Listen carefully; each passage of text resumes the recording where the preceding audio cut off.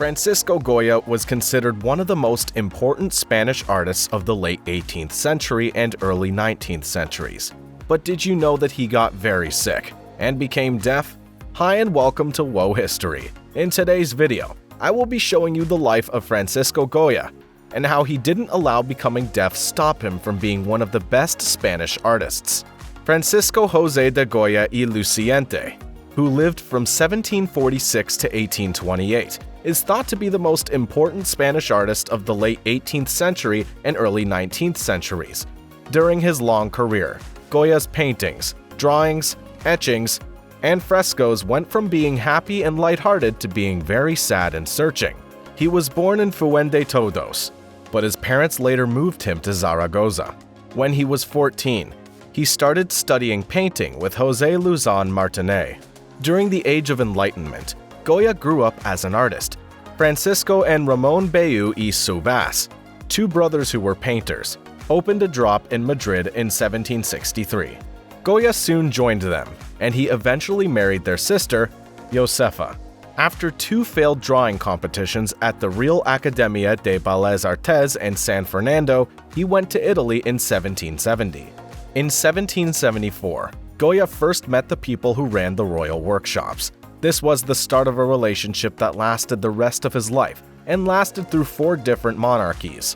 Anton Raphael Mengs, a German painter, asked Goya to make sketches for tapestries for the Royal Tapestry Factory in Santa Barbara.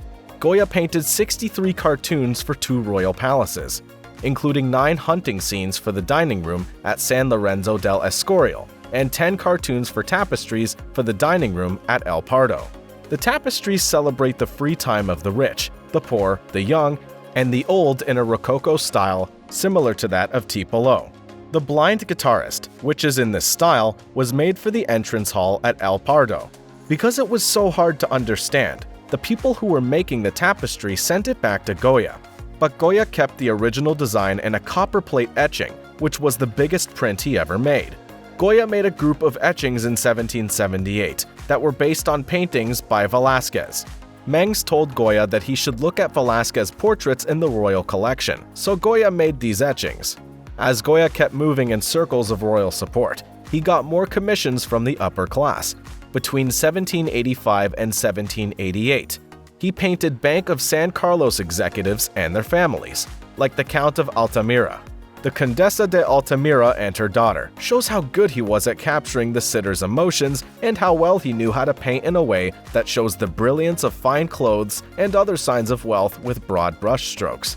Manuel Osorio Manrique de Ziga, a portrait of the Altamira's 3rd son, shows Goya's interest in surface pattern and the play of light. The caged birds represent the innocence of youth. In a later stunningly emotional portrait of a child, the symbolism alludes to Spain's war with France. Goya became a painter for King Charles III when he was 40 years old. In 1789, when Charles IV became king, he was promoted to court painter. The French monarchy also fell in 1789 because Charles IV didn't want to help his cousin, Louis XVI. In 1793, France went to war with Spain. Goya went to Cadiz in Andalusia at this time, with Sebastian Martinet y Perez, a rich businessman and art collector, where he became very sick. After being sick for a long time in Cadiz, Goya came out of it completely deaf, but still able to go back to Madrid in 1793. In 1799, he finished and published a set of 80 allegorical etchings called the Caprichos. 2 of the etchings in this set are Out Hunting for Teeth and The Sleep of Reason Produces Monsters. They show a world where witches, ghosts, and other strange creatures invade the mind, especially during dreams. These nightmare-like visions show a world that goes against logic. In the same year, the Crown made Goya the first court painter, and he spent the next 2 years making a big painting of Charles IV's family. Goya put the royal family in the foreground, like Velázquez did, and put himself at an easel in the background, like Velázquez did. The painting shows a strong, united, and royal monarchy, while it is a shockingly naturalistic, and in some cases even grotesque, group portrait. Goya was cut off from political and intellectual life in Madrid because he didn't have any royal commissions during the troubled reign of Ferdinand VII.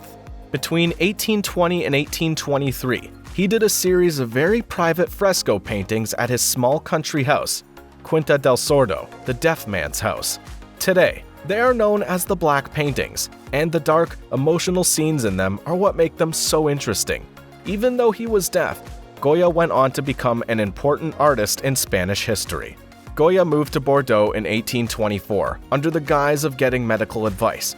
He was unhappy with how things were going politically in Spain. He spent his last years there and in Paris. This concludes today's video. I hope you enjoyed it.